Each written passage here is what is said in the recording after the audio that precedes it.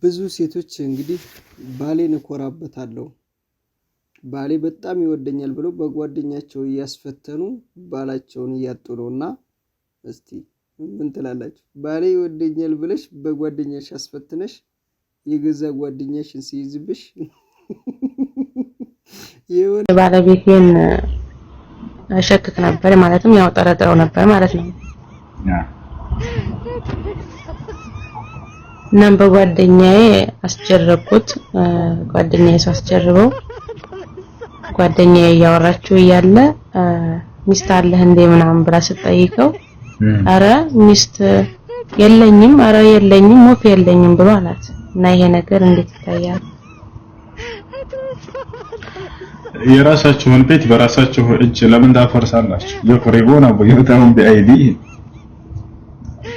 يخربون بيوتهم بأيديهم ማለት ይሄ ነው። በቃ ለምን ትፈትናላችሁ? ባል ሚስቱን፣ ሚስት ባሏን አትፈትኑ። የሰው ልጅ ደካማ ነው። በዚያ ባወጠመዳችሁለት ወጥመድ ውስጥ ሊወድቅ ይችላል።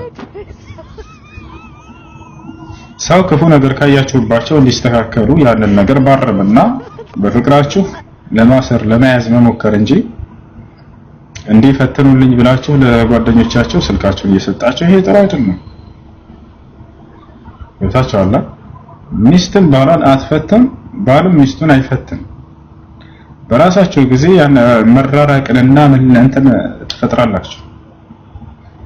እንዳጠቃላይ የሆነው ሆነ እኔ ሚስት የለኝም የሚለው ቃል ኒካን ያወርዳል ወይ ከተባለ እኔ ሚስት የለኝም ያለው ሰውየው ኒካን ለማውረድ አስቦና ነይቶ ከሆነ ኒካው ይወርዳል። ነገር ግን ያን ካላሰበ እንደ ውሸት ብቻ ነው የሚቆጠረው። ሚስት እያለው የለኝም ማለቱ ውሸት ነው።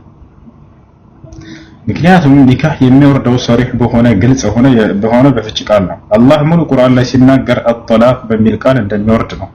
ለዚህ ነው ሱረቱ አጥላቅ የሚል የፍች ምዕራፍ የሚል ያወረደው። አንድ ሰው ከፈታ እንዴት መፍታት እንደሚችል ከፈታ በኋላ የዒዳው ጊዜ ምን ያክል እንደሆነ በዛው ላይ ይገልጻል። ወኢዛ ጠለቅቱም النساء ያለ ይናገራል። ከፈታቻለሁ።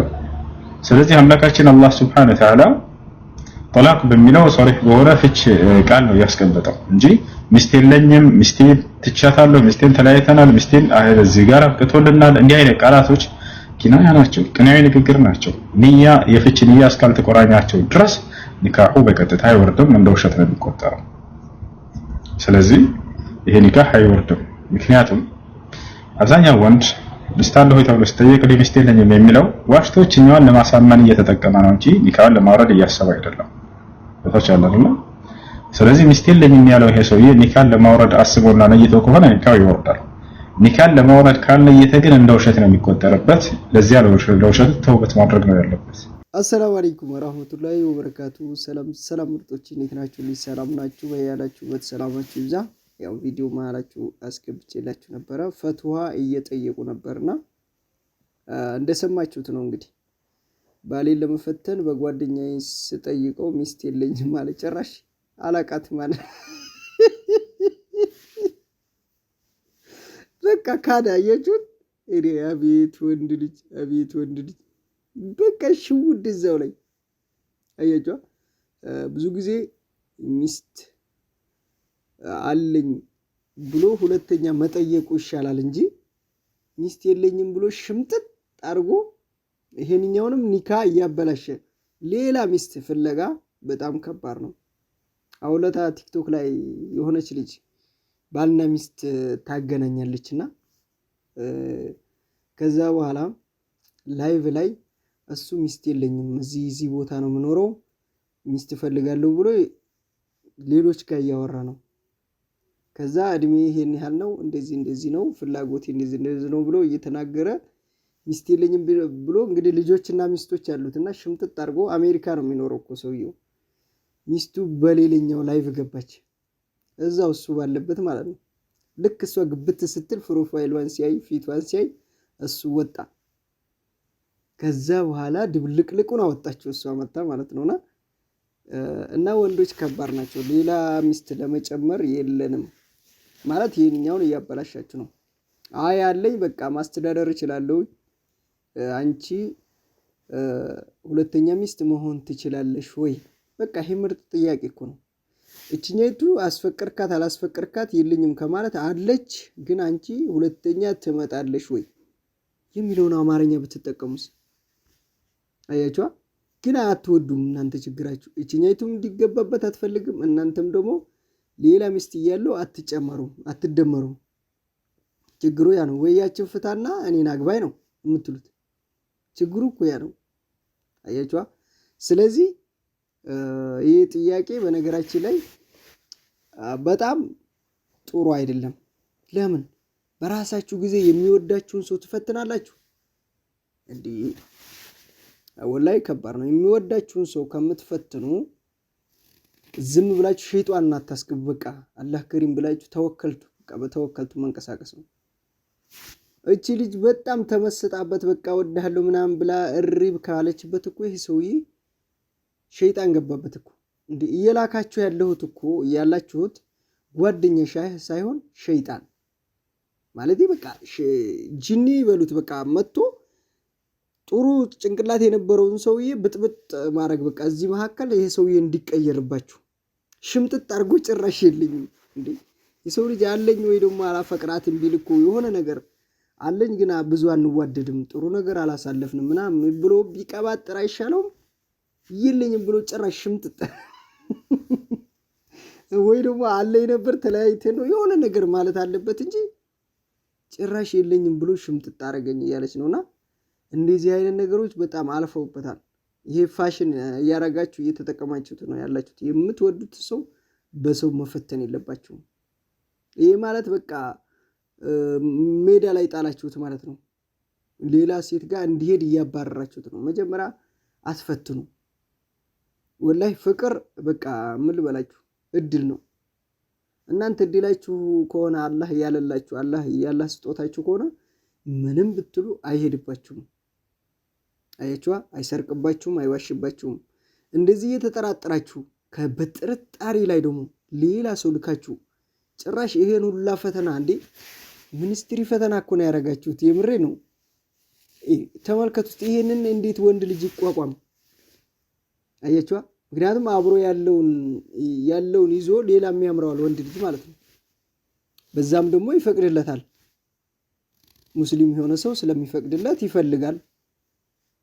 ከሆነለት ከተሳካለት ሁለት ማስተዳደር ይፈልጋል። ይሄ ውሸት የለውም። ሁለት የምትባለዋን ነገር ግን እናንተ በጭራሽ አትቀበሉም። በዚህ ብትታረዱ ጧ ብትሉ ማለት ነውና አንዳንዴ ወንድ ልጅ ማለት ነው እየሰረቀ ወይ ደግሞ የሆነ እሱ ወደ ውጭ እየሄደ ሐራም እየሰራ የሚመጣ ከሆነ አንቺ ጋር እየኖረ አንቺን ብቻ ይዞ ግን ከሌላ ጋር ሐራም እየሰራ ከመጣ ይሄ በቃ ወደ ውጭ አውጥተሽዋል፣ ሌላ ሴት ለምዷል። ይሄ ባልም ሊሆንሽ አይችልም። ግን በድብቅ አግብቶ ወይ ደግሞ ላግባ የሚልሽን አትጥሪ። እኔ ራሴ ምክር ነው፣ የምሬ ነው። ሰው ልጅ ሐራም ሰርቶ ሌላ ቦታ ምንም አርጋችሁ ማገድ የማትችሉት ነገር ከሆነ ይሄ ከባድ ነው። ሐራም ከሚሰራብሽ ብትፈቺ ይሻላል፣ ወይ ደግሞ ቢያገባብሽ ይሻላል። በቃ ምንሽ ይጎላል? አያችዋ። ስለዚህ እኔ የምለው ይሄንን ነው። የእናንተ ግን በጣም ስተት ነው፣ የምሬ ነው። ይሄን ሁላ አሁን ደረሰው ተናግሯል። እሱ ኒካ አስቦበትና አቅዶ